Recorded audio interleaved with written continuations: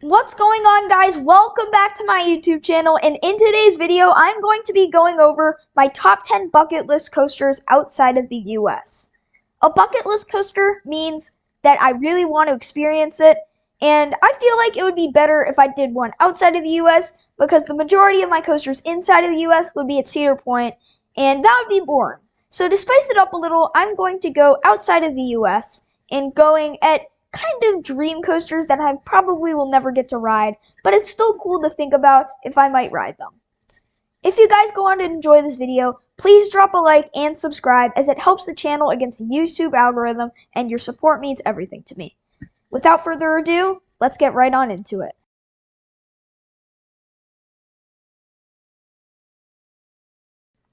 Coming in at our number 10 spot, we have Hyperion at Energylandia.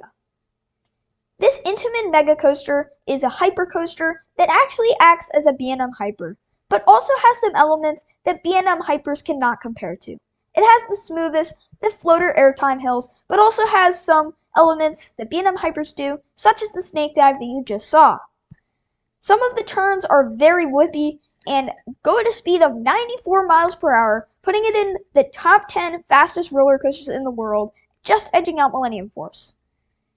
Now, most people don't get out to Energylandia that live in America, so judging by the Superman the Ride at Six Flags New England, this looks to be amazing, and even better than it. It has a better layout and actually goes faster and has better stats. So I am so excited to ride this coaster in, 20 years. I don't know if I'm going to get out to any of these parks anytime soon. But for now, I am just going to speculate. Coming in at our number 9 spot, we have Formula Rossa at Ferrari World in Abu Dhabi. We all know why this is on the list. It is the world's fastest coaster, and it's not even close. Kingda Ka comes in second at 128 miles per hour, while Formula Rossa is flying at 150 miles an hour. That's just crazy, because every other roller coaster with speed records in the top 10 all are with 1 mile an hour differences. And then you have Formula Rossa exceeding ahead by over 20 miles an hour off second. Now, this doesn't have a great layout, but its speed really wants me to experience it. So, yep, we'll see. Coming in at our number 8 spot, we have Abyssus at Energylandia. Yet again, another Energylandia coaster, and there's one yet to come, way later on this list, and I think you guys know what it is. But for Abyssus, this is a Vekoma launch coaster. Now, I bet you're not used to hearing that. This is a mini version of a Velocicoaster, and it's made by Vekoma, the company that builds useless boomerangs and head-hurting SLCs. They've made a turnaround in their company and have started making new models that look absolutely insane, including this Shockwave model, which their prototype was Abyssus at Energylandia. Now, if you want to experience this yourself, go to Poland, but they haven't came to the Americas and supply us with the Shockwave. But this looks to be amazing. This is where we can finally see what Vekoma actually can do without their SLCs and their boomerangs. And this looks to be very good. So this is the comeback for Vekoma, and yeah, this looks to be great.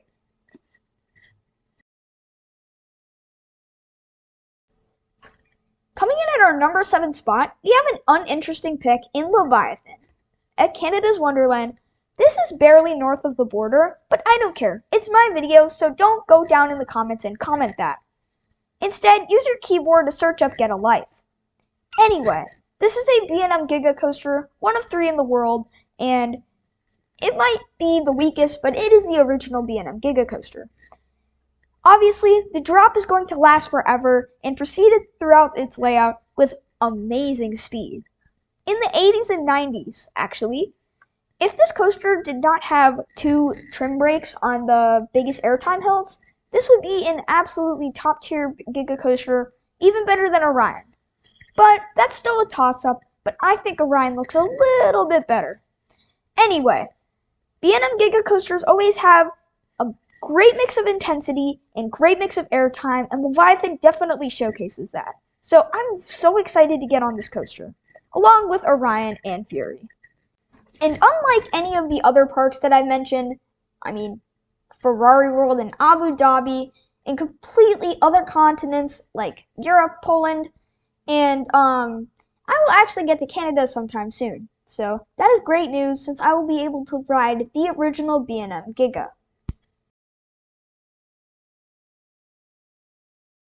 Coming in at our number 6 spot, we have Nemesis at Alton Towers. Talk about a coaster that packs in a punch. Nemesis really does. It has so many turns that you just won't expect coming. And how do I know this if I haven't ridden it? Because I've ridden Montu.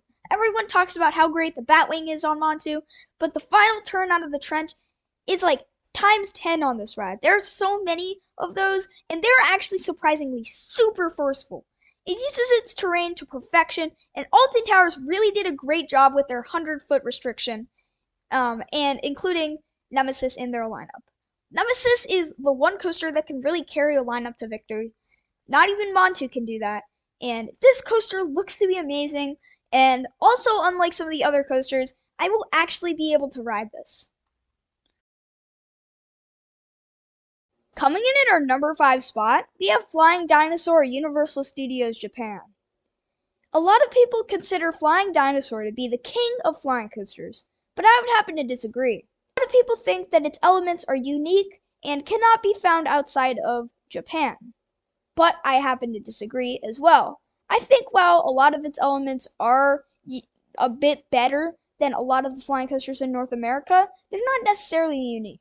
They're just a bigger version of Tatsu's elements. I do think its layout is fabulous and does have some unique elements, but does not pop to me as much as the 4th spot does. However, flying coasters are really fun, and these look to be some of the most intense elements on flying coasters, so I am so excited to check this out.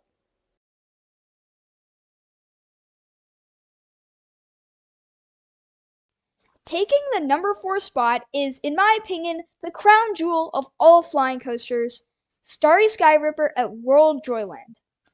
Nothing is conventional about this coaster, from the drop to the brake run. It has a straight drop and then has one of the most demonic elements I've ever seen on a coaster. 2 0G rolls into a smaller pretzel loop into a larger pretzel loop. It looks to be one of the most unique elements on a coaster. Then it proceeds through its layout with tons of 0G rolls and tons of unique elements that I would never even expect to be on a flying coaster. It looks to be insane. I can't believe this is even a thing. I am so excited to ride this. This is definitely the most unique coaster on this whole list because you can't find some of these elements anywhere else, and I don't think we're going to see them anywhere else anytime soon.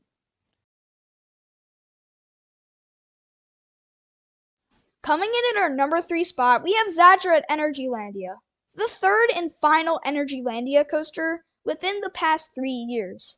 That is crazy. Energylandia has really been cashing out their bank account, as this was the only expensive RMC ground-up coaster.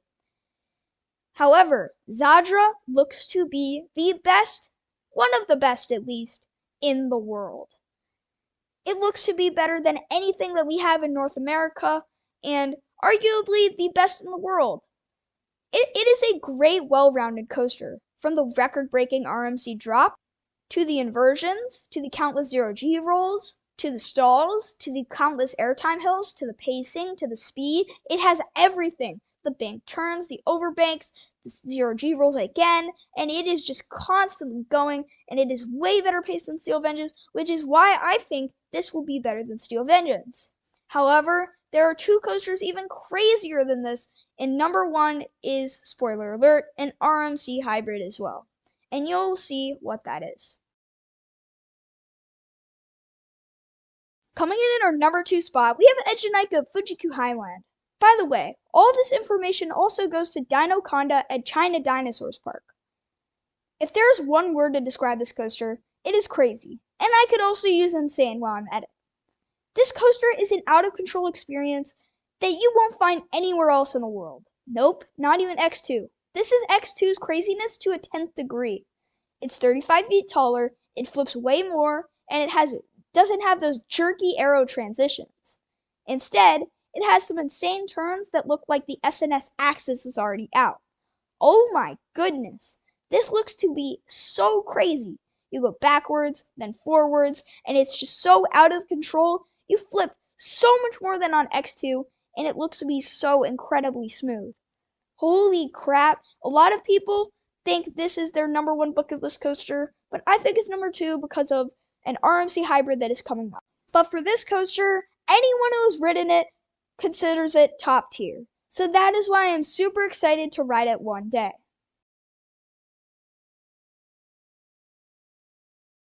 Taking out the first place spot is Hakugei at Nagashima Spa Land. Wow, I cannot believe this coaster is so underrated. I know a lot of you are going to be like, it's not underrated. I think it's a top tier RMC, but not as good as Steve, Iron Gwazi, or Zadra. No, it's better than them, and here's why. This is my overall number one bucket list coaster, and I think it's going to be my new number one if I ever get to ride it. Here's why. Its airtime and inversions, combination with its pacing that is on par with Zadra, makes this the best well-rounded RMC. Zadra has great inversions with great pacing, Steel Vengeance has world-class airtime, but Hakugei just blends it all in together.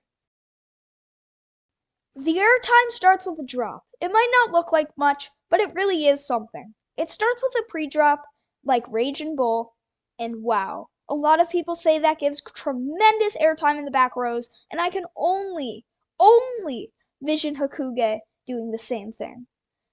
It takes a little bit of a bunny hill and goes right over that drop with a lot of speed and probably flings you to the moon. And then the double up obviously are going to give so much airtime, and following it, it actually has a double down.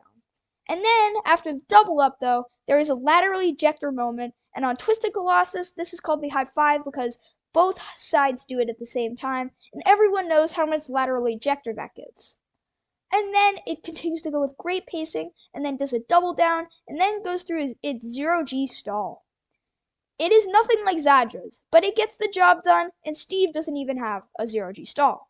Like I said, the inversions get it done. It has a decent stall and a decent 0G roll, so yeah, the inversion compartment is definitely filled, along with the tremendous airtime, and obviously it has a lot of speed and ranks highly among the RMCs in pacing. So I am just blown away about why no one is talking about this coaster. Wow, I can't believe how underrated this is, and it needs more praise. It mixes lateral ejector, floater, inversions, hang time, and speed all into one coaster. It's like if you mix Zadra, Iron Gwazi, and Steve into one coaster. This is what you get. Overall, guys, that was my top 10 list for bucket list coasters outside of the US. If you guys want a top 10 bucket list coasters inside the US, 5 likes in 1 week and I'll do it. With that said, I hope you guys enjoyed the video, and if you did, please drop a like and subscribe as it really motivates me to create more content just like this, and I have a lot more planned, and I'll see you guys in the next one.